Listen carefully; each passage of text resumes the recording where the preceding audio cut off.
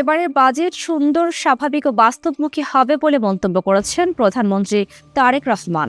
তিনি বলেন, সব শ্রেণী পেশার মানুষের জন্য কিছুটা হলেও স্বস্তি আনবে এই বাজেট। সোমবার ত্রয়োদশ জাতীয় সংসদের দ্বিতীয় অধিবেশনের 18তম কর্মদিবসের বক্তব্যে এমন মন্তব্য করেন তিনি। প্রধানমন্ত্রী বলেন, এবারের বাজেটে 61 পণ্যর শুল্ক প্রত্যাহারের পর পণ্যের দাম স্বাভাবিক আছে। প্রস্তাবিত এ বাজেটকে জীবন বান্ধব বাজেট আখ্যা দিয়ে তিনি বলেন, এবারই প্রথম বাজেট ঘোষণার পর কোনো নিত্য পণ্যের দাম বাড়েনি। যে বাজেট উপস্থাপনের আগে এবং বাজেট উপস্থাপনের পরে, আগে পরে দুদিক দিয়েই অনেক নিত্য প্রয়োজনীয় জিনিসের দাম হঠাৎ করে কোনো কারণ ছাড়া বেড়ে যেত।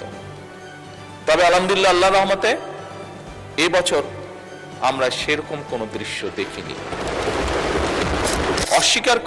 সংকটকে অস্বীকার করে আমরা থাকতেও পারবো না, এটি বোকামি হবে।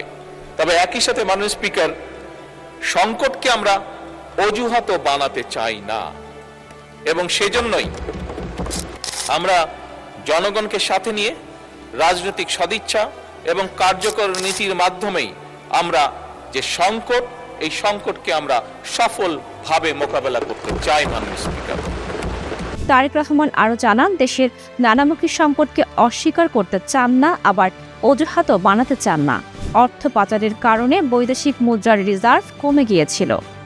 তিনি বলেন, দেশের একটি গণতান্ত্রিক অবস্থা তৈরি হয়েছে, তাই অতীতের দিকে না তাকিয়ে সামনের দিকে এগোতে চান। সায়মা রূপা, ফেস দ্য পিপল।